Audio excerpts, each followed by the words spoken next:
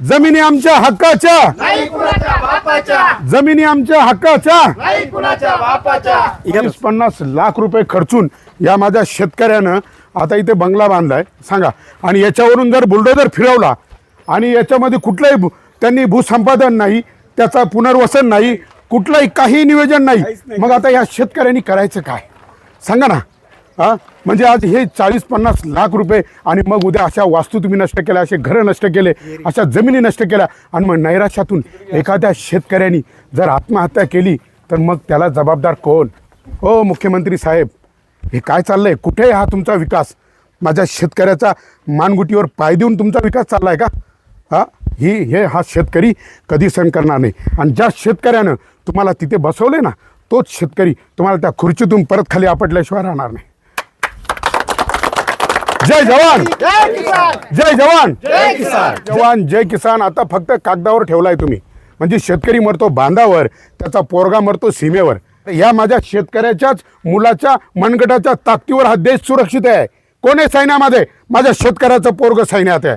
सांगा कुठल्या पुढाऱ्याचा पोरगा सैन्यात आहे? सांगा कुठल्या व्यापाऱ्याचा पोरगा सैन्यात आहे? सगळ्यात मोठा हा शेतकरी, जास्तीत जास्त द्राक्ष एक्सपोर्ट करणारा शेतकरी आहे. आणि सगळ्या कॅलिफोर्नियाच्या व्हरायटी आहे आमच्याकडे. कॅलिफोर्नियाच्या व्हरायटी बघा, म्हणजे एक्सपोर्ट क्वालिटीचा त्यांनी बियाणं आणून, रोपं आणून इथं लागवड केल्या आणि आज कर्ज केलंय. कर्ज हो हा $4 एक रोपाची किंमत आहे. $4 हा कर्ज काढून आम्ही ते उभे सगळं कर्ज काढून उभ्या केलेलं आहे. दाखवतो तुम्हाला. चला एका रोपाची किंमत $4. $4 म्हणजे तुम्ही आता डॉलर तर फार 87 रुपयावर नेऊन ठेवलाय. 92 गेलाय. 92 म्हणजे 9 दुने 18, 18 दुने 36 म्हणजे 350 रुपयाला एक रोपट नुसतं, एक काडी, नुसती काडी ती लावली लेकरावानी. ती यांनी आता उभी केली आणि तिच्यावर तुम्ही आता तुमचा बुलडोजर फिरवणार. अरे हा माझा शेतकरी आहे ना, जुगार खेळतो जुगार. या काळ्या आईच्या उदरामध्ये तो बी पेरतो, बियाणं पेरतो, ती काडी उगवतो, उगवेल का नाही माहीत नाही, उगवली तर पिकेल का नाही माहीत नाही, पिकली तर त्याचा भाव मिळेल का नाही ते माहीत नाही. जुगार खेळतो, जुगारी हा डाव हारतो तो दुसरा जिंकल, तो नाही जिंकला तो अजून पुढचा, तो आज नाही जिंकलो उद्या जिंकल. तसा हा शेतकरी जुगारी झाला ना. ते म्हणते या पिकात नाही साधलं दुसऱ्या पिकात, त्याच्यात नाही साधलं ते म्हणतं अजून तिसऱ्या पिकात, या वर्षीने साधलं ते म्हणतं दुसऱ्या वर्षी. आणि एक दिवस आत्महत्या केल्याशिवाय त्याला पर्याय राहत नाही. सांगा ना, मग हे सरकार खरंच शेतकऱ्याचं सरकार आहे का? नाही, शेतकरी विरोधी सरकार. मग तुम्ही शेतकरी का बरं निवडून देते नाही? शेतकरी का नाही उभे राहते? शेतकरी ईव्हीएम मध्ये खेळ सगळा. ईव्हीएम मध्ये घोटाळा आहे सगळा. घोटाळा आहे. आम्ही कोणीच मत करत नाही बीजेपीला. कधीच तेच येतात. कुणीच करत नाही आणि बीजेपीच निवडून येते. बीजेपीच निवडून येते. मुळे घरातल्या सुद्धा मतदान होत नाही. घरातल्यांचं मतदान होत नाही. आम्ही बरं का करणार नाही बीजेपीला मतदान. असं जर असेल तर परत बीजेपीला मतदान कधी. म्हणजे ज्या शेतकऱ्याने बघा, ज्यांनी निवडून दिलं, ज्यांनी तुम्हाला मतदान केलंय, तो शेतकरी सुद्धा सांगतोय जर या सरकारचं जर असंच शेतकरी विरोधी धोरण असेल तर आम्ही या सरकारला कधीही मतदान करणार नाही. एकदम निषेध. 30 वर्ष महायुतीतच आमदार निवडून दिलेले आहे. या प्रभागातून महायुतीचा आमदार कायम 30 वर्षापासून गोलप हे महायुतीचे आमदार म्हणून आम्ही सर्वांनी निवडून दिलेले आहे. बरोबर. आणि आज त्यांचे सरकार आल्यावरती आमच्याच मुळावर घाव घालताय, आमची शेती आमच्यापासून हिरावून घेत आहे अनेक वर्षापासून. बरं तुम्ही म्हणता आता बीजेपीला आम्ही मतदान करणार नाही समजा यांनी, पण बीजेपी तर आता हिंदूंचं सरकार, मग हिंदूंचं काय होईल? नाही, हिंदूंचं इथं पोटाचंच खायला काही नसलं तर जगून हिंदू नाही, मग तुम्ही शेतकरी हिंदू नाही का? आम्ही हिंदू असून पण जिथं जगायलाच भेटलं नाही तर म्हणजे जगणारच बघा, नाही. हा हिंदुत्व, अहो हा शेतकरी पण हिंदू आहे ना, हाडामासाचा हिंदू आहे. अरे ह्या देशाची संस्कृती आणि संस्कार जपायचं काम हा माझा शेतकरी करतोय रे. सांगा ना, जर याने नाही पिकवलं काय तुम्ही ढेकळं खाल का? चपात्याच्या झेरॉक्स काढाल का तुम्ही? हा आम्ही रिंग रोड संदर्भात माननीय तिथले लोकल आमदार जे आहे, आमदार मॅडम आहे, त्यांच्याकडे आम्ही प्रस्ताव घेऊन गेलो की आमचा जो रिंग रोड आहे शेतकऱ्याचं नुकसान होतंय. तर पहिल्या अलाइनमेंटमध्ये त्यांनी 21 शेतकरी बाधित झाले. आम्ही त्यांना विनंती केली की असं या आमच्याकडे या, इथे आपण इलेक्शनमुळे त्यांना इथं येता नाही आलं. नंतर दुसरा जो अलाइनमेंट आली त्याच्यामध्ये तब्बल 21 ऐवजी 58 शेतकरी बाधित झाले. म्हणजे आम्ही विनंती केल्यानंतर परत 58 शेतकऱ्यांचे आणखी रिंग रोड त्याच्यामध्ये शेतामधून गेला. अगोदरचा रिंग रोड जो होता तो फॉरेस्ट डिपार्टमेंटमधून गेला होता, परंतु फॉरेस्ट डिपार्टमेंटला परमिशन लागते, 1.5 वर्ष लागतं. म्हणून शेतकरी साधा सोपा आहे. पण मला सांगा, हे जे करताना, हे प्लॅन आराखडे बनवताना इथल्या लोकल आमदारांना काही विश्वासात घेतलं जात असेल ना, का नाही? का ते डायरेक्ट वरतून दिल्लीतून मुंबईतून आराखडा इकडे येतोय म्हणजे एसीत बसून त्याचं मॅप केलं जातं, आराखडा केला जातो आणि नंतर तो इकडे लादला जातो? सांगा ना. आणि जर समजा इथल्या आमदार खासदार ह्या लोकप्रतिनिधी आहे इथले, जे त्यांना विचारून जर करत असेल तर मग हे काय झोपले का? शेतकऱ्याचं मरण हा यांचं काम आहे ना. आणि तुम्ही या नाही तर या शेतकऱ्याला या, हे बाबा तू 1 रुपयाचा आहे का 2 रुपयाचा आहे, त्याला विचारा ना, हे बाबा तुझ्या रस्त्यातून तुझ्या शेतातून मी रस्ता नेतोय, तू जगशील का? तुझं उपजीविकेचं साधन काय आहे?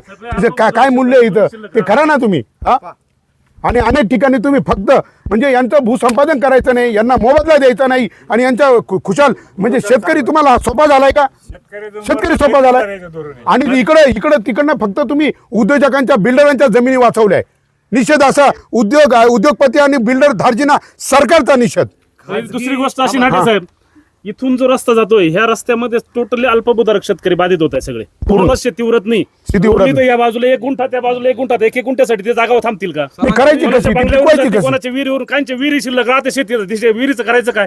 बरोबर आहे. नाही मग त्याच्यात आत्महत्या करायची. आत्महत्या करण्यासाठी विहिरी ठेवणार आहे का तुम्ही आम्हाला? सर्वेक्षण केलेलं आहे खाजगी कॉन्ट्रॅक्टरांनी, तो इंजिनियर कोण आहे त्याला कळत नाही का कोणत्या सरकारी लोकांनी केलेलं नाही आणि त्यांनी शेतकऱ्यांजवळ आले नाही. त्यानंतर आत्मीयतेने कोणतंही काम केलं नाही. आपल्याला राजकारण आणायचं नाही याच्यामध्ये, पण त्यांनी आत्मीयतेने का हा शेतकऱ्यांचं किती नुकसान होतं, हा रस्ता कोणत्या बाजूने झाला पाहिजे, पहिला आरक्षित रस्ता काय प्रॉब्लेम आहे ना, रस्ता आहे ना, नसता तर मग ठीक आहे ना. ऑलरेडी जागा सोडलेल्या आहे ना, 20-22 वर्षापूर्वी जागा सोडलेल्या आहे. त्या जागा नसताना तुम्ही इकडे घुसता कशासाठी? जितके शेती आपली जाणार आहे तितक्या पैशात कुठंच विंचुरी गवळीच्या कान्याकोपऱ्यात जी शेती येणार नाही त्या पैशात. नाही पण ते संपादन करत नाही ना. तुम्हाला नोटीस आलंय भेटले इथले भाऊ. का? तुम्हाला संपादनाचं नोटीस आलंय का? नाही. आणि डायरेक्ट आखणी डायरेक्ट शेवटची स्टेप चालू आहे. मग तुम्ही या शेतकऱ्याला त्याचा मोबदला देणार आहे का नाही ते पण माहित नाही. आणि मग हे 30,000 कोटी नक्की आले कशासाठी? खायला आले त्यांना. आणि हे 4-5 पैशाचं 4-5 5 मोबदल्याचं गाजर आम्हाला नकोय. आम्हाला शेती जायचं नाही, शेतीच जायचं नाही आम्हाला. आणि जो 10 वर्षापूर्वी ज्या रस्त्याचं आराखडा झाला, ज्याचं मोजमाप झालं, रस्त्याने. त्याच रस्त्याने हा रोड गेला पाहिजे. तुम्ही हा जो शेतकऱ्यांकडनं म्हणजे तुम्ही एखादा बिल्डर आला मध्ये, एखादा उद्योगपती आला, एखादा मोठा प्रभावी पुढारी आला, त्याची जमीन वाचवायला तुम्ही शेतकऱ्याचा मारता? अहो हे जी वनीकरण आहे आमच्या ग्रामपंचायतीतनं शासनाला दिलेलं आहे, मग त्याच्यातून का घेता येत नाही त्यांना? ग्रामपंचायतीनं दिलेलं ना शासनाला. म्हणजे रोड पण वनीकरण शासनाचा परवानगी आहे. देत नाही म्हणून आमच्या ह्याच्यात घालायचं. रोड पण शासनाचा, म्हणजे एखादा फॉरेस्ट पण ऐकत शासनाचा. ते करायचं बुवा. म्हणजे शेतकरी स्वस्त झालाय. एखादा अन्याय करायचा. म्हणजे नाही, शेतकरी गरीब आहे. शेतकरी काय करणार? आणि नंतर परत तुम्ही पोलीस बंदोबस्त लावायचा आणि सांगायचं सरकारी कामात अडथळा, तुम्हाला तुरुंगात टाकू. या गावातले शेतकरी भरायचे, दुसऱ्या गावात नेऊन सोडून द्यायचे. शेतकरी तिथून पाय परत त्यांच्या घरी. पण आपल्या विंचुरी गवळीच्याच ग्रामपंचायतीने वनीकरणाला जमिनी दिल्या. जमिनी दिल्या. नाही घेता येत त्या. बरोबर आहे, त्या घ्या तुम्ही. ग्रामस्थांच्या घेता येतात. या सोप्या आहे ना, त्यांची परवानगी लागते, आपली परवानगी लागत नाही. नाही आपण काय झालंय, नाही आपली पण परवानगी लागते. तेच ना, त्यांना परंतु हे त्यांचं सरकार चुकलं ना ते. हुकुमशाहीने वागतंय. हे हुकुमशाही यांना लोकशाही नाहीये. अरे ज्या छत्रपती शिवाजी महाराजांनी 400 वर्षापूर्वी या पृथ्वीवर लोकशाही राज्य निर्माण करून या पृथ्वीला लोकशाही दिली. अरे पंतप्रधान, मुख्यमंत्री, मंत्रिमंडळ ही निर्मिती कोणाची? छत्रपती शिवाजी महाराजांची. आणि म्हणून डॉक्टर बाबासाहेब आंबेडकर म्हटले, मला घटना लिहिताना अजिबात कष्ट पडले नाही, कारण माझ्या पुढे छत्रपती शिवाजी महाराजांचं स्वराज्य होतं. आणि हे छत्रपती शिवाजी महाराजांचे विचार सांगतात. छत्रपती शिवाजी महाराजांनी त्या काळात शेतकऱ्याला विमा दिलेला आहे. पहिला स्वराज्याचा राजा होता तो. आणि आज तुम्ही आमच्या मुखातोंडातला घास हिसकून आणि तुमचं राज्य चालवायचे परत निवडणुकीच्या आधी मुख्यमंत्री म्हटले, फडणवीस साहेब निवडणुकीच्या आधी म्हटले की आम्ही कर्जमाफी देऊ. निवडून आल्यावर कुठे गेली कर्जमाफी? अरे या पृथ्वीवर सगळ्यात पहिली कर्जमाफी केली संत तुकाराम महाराजांनी. अरे 12 गाड्या भरतील एवढे कर्ज खतावणे इंद्रायणी नदीत बुडावले रे. हा घ्या ना तो आदर्श, घ्या ना शिवरायांचा आदर्श. मग काय करताय तुम्ही?